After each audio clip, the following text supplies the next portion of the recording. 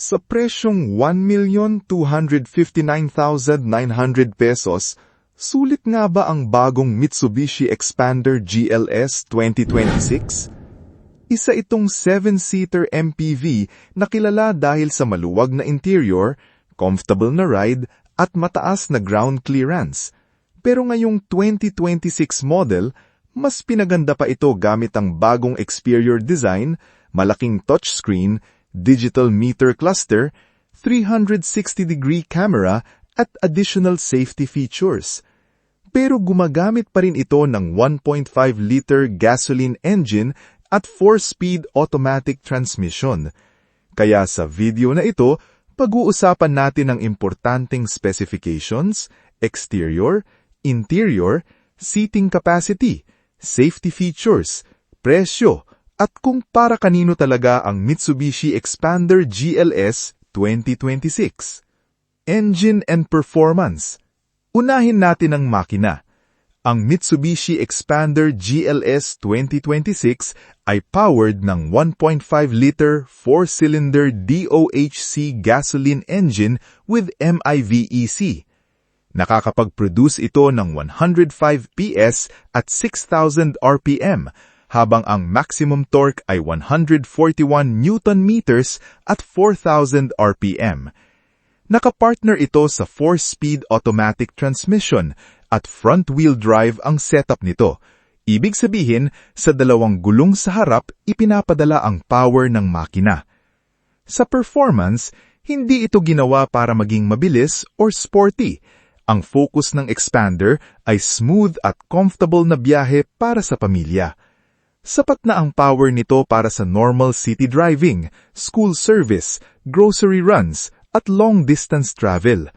Pero kapag puno ang 7 seats, maraming dala o paakyat ang kalsada, kailangan mong idiin ng kaunti ang accelerator para makuha ang kinakailangang hatak. Isa rin sa dapat malaman ay 4-speed automatic pa rin ang transmission nito. Simple at subok na ang ganitong transmission, pero kumpara sa modern CVT o 6-speed automatic, mas kaunti ang gears nito. Kaya kapag mabilis ang takbo o kailangan mong mag-overtake, maaaring mas marinig ang makina. Hindi naman ito malaking problema para sa relaxed driving, pero dapat itong isaalang-alang kung priority mo ang mas responsive na acceleration. Exterior design. Pagdating sa exterior, mas modern at mas aggressive na ang itsura ng bagong Xpander GLS. May updated itong front bumper, redesigned headlights, bagong grille, at mas sharp na daytime running lights. Ang GLS variant ay equipped na with LED headlights, LED daytime running lights, at LED fog lamps. Malaking tulong ang LED lights dahil mas maliwanag at mas modern ang dating kumpara sa ordinaryong halogen lights. Sa side profile, mapapansin ang mataas na body at straight character lines na nagbibigay dito ng medyo SUV-inspired na appearance.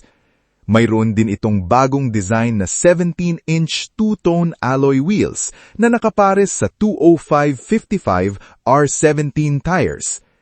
Maganda ang combination nito dahil sapat na malaki ang wheels para maging stylish pero mayroon pa ring sapat na kapal ang gulong para hindi maging sobrang matagtag sa mga lubak. Sa likod, mayroon itong LED rear combination lights at rear spoiler na may integrated high-mount stop lamp. Simple lang ang rear design pero malinis at madaling makilala bilang Xpander. Dimensions and ground clearance. Para sa dimensions, ang Xpander GLS ay may 4,595 mm na haba, 1,750 mm na lapad, 1,750 mm na taas, at 2,775 mm na wheelbase. 7-seater ang passenger capacity nito. Ang isa sa pinakamalaking selling points ng Xpander ay ang 225 mm minimum ground clearance. Malaking advantage ito sa matataas na humps, rough roads, uneven parking areas, at mga kalsadang madaling bahain. Pero kahit mataas ang ground clearance, hindi ibig sabihin na pwede na itong gamitin sa malalim na baha. Ang advantage nito ay mas mababa ang chance na sumayad ang ilalim sa normal na road conditions. Sa suspension, MacPherson strut ang nasa harap, habang torsion beam naman sa likod. Ang setup nito ay tuned more for comfort kaysa sporty handling, kaya maganda ito para sa family trips at pang-araw-araw na biyahe, lalo na sa mga kalsadang hindi pantay. Interior and dashboard. Pagpasok sa loob, black high-grade fabric ang seats ng GLS variant. Hindi ito leather, pero isang advantage ng fabric seats ay hindi ito agad sobrang umiinit kapag nakabilad sa araw. Sa harap, mayroon itong leather-wrapped steering wheel with audio controls, cruise control, at tilt and telescopic adjustment. Ibig sabihin, pwede mong itaas, ibaba, ilapit o ilayo ang steering wheel para makuha ang comfortable driving position. Mayroon na rin itong digital LCD instrument meter cluster.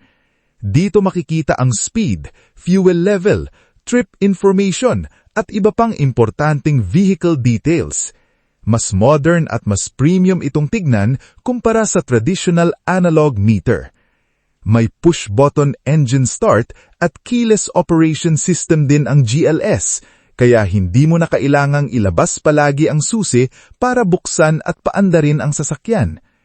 Mayroon din itong digital air conditioning controls sa harap at separate rear air conditioning system para sa mga pasahero sa likod. Importanteng feature ito para sa 7-seater vehicle, lalo na sa mainit na panahon dito sa Pilipinas. Infotainment and convenience. Isa sa pinakamalaking upgrades ng 2026 Expander GLS ay ang 10-inch smartphone link display audio touchscreen.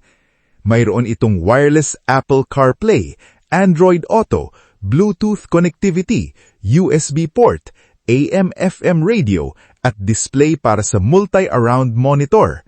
6-speaker system din ito, kasama ang 2 tweeters. Dahil wireless lang Apple CarPlay at Android Auto, maaari mong gamitin ang navigation, music, calls at selected smartphone applications nang hindi kinakailangang palaging magkabit ng keble. May USB Type-A at Type-C charging ports din para sa second row passengers, habang may 12-volt accessory socket para sa third row. May electronic parking brake with brake auto hold din ang GLS. Kapag naka-activate ang auto hold, maaaring manatiling naka-brake ang sasakyan kahit alisin mo muna ang paa mo sa brake pedal. Useful ito sa traffic at sa mga stoplights. Second and third row seats. Ang second row ay may 60-40 split configuration. Pwede itong i-slide, i-recline, i-fold at itumble para mas madaling makapasok ang passengers sa third row. Maganda ang sliding function dahil maaari mong hatiin ang available legroom sa second at third row depende sa laki ng passengers. Ang third row naman ay may 50-50 split configuration. May recline function at pwedeng i-fold ng flat. Practical ang third row para sa mga bata, teenagers o adults sa short trips. Pero para sa matatangkad na adults at long-distance travel, maaaring maging limitado ang legroom. Kapag ginagamit ang lahat ng 7 seats, hindi ganoon kalaki ang cargo space sa likod. Pero kapag hindi kailangan ang third row, maaaring i-fold ng flat para makapaglagay ng groceries, stroller, luggage o iba pang malalaking gamit.